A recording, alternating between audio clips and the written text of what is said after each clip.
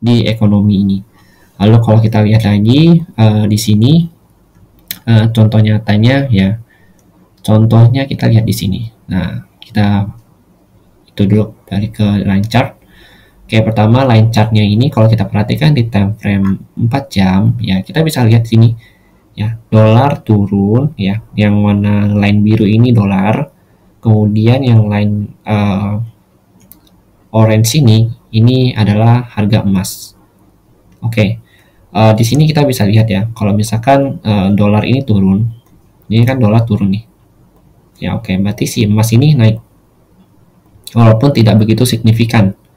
Lalu kemudian kita perhatikan di sini ya, kita perhatikan di sini itu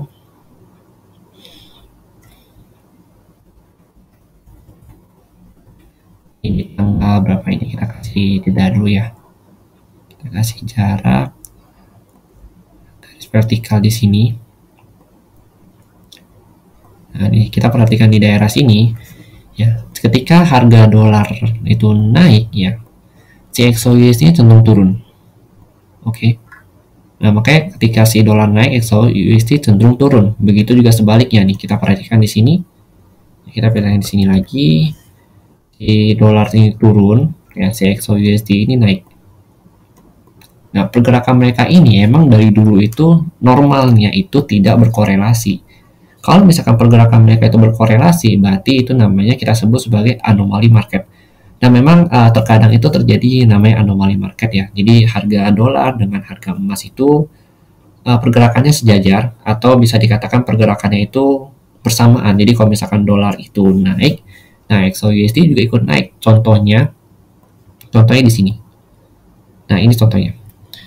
Gimana kalau kita perhatikan ya, di harga ini di harga 103 ya, untuk dolarnya itu ada di harga 103.4, sedangkan XOUSD-nya ini pullback dari harga 1840.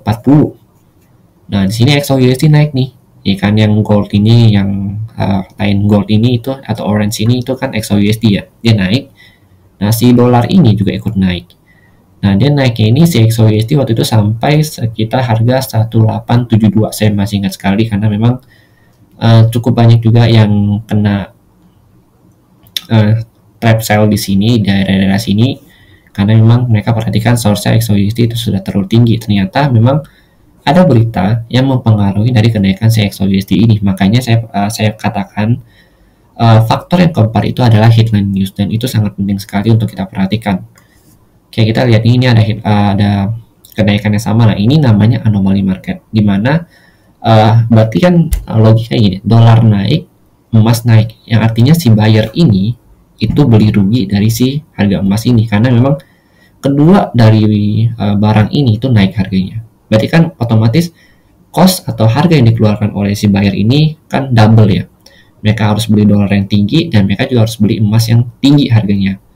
Nah, itu namanya anomali market, yang dimana itu disebabkan biasa itu ada misalkan seperti contohnya geopolitik yang kemarin ya, antara war dengan Rusia dan Ukraine. Nah, itu kan dolar naik tapi emas juga ikutan naik. Jadi investor itu sebenarnya kalau udah ada headline news dan lain sebagainya, atau misalkan kayak ada kekhawatiran yang mengancam ekonomi secara global, ini kan kita bahas emasnya secara global ya, itu biasanya akan membuat investor beli emas tanpa melihat si harga dolarnya itu lagi. Jadi yang penting duitnya aman, dia mau buang dolar, dia mau beli emas, itu nggak masalah. Yang penting uangnya itu udah diamankan ke bentuk safe haven, karena emas ini emang salah satu barang yang bisa dijadikan sebagai safe haven jika terjadi apa-apa di ekonomi kita ini ya. Dan memang emas ini berlaku di semua negara. Oke, itu yang pertama. Lalu yang kedua itu ya, jadi saya harap ini kalian mengerti. Jadi kalau misalkan kalian nggak mengerti ini, kalian silakan komen di kolom komentar ya. Oke, ini lalu yang kedua itu adalah pasar saham. Jadi pasar saham itu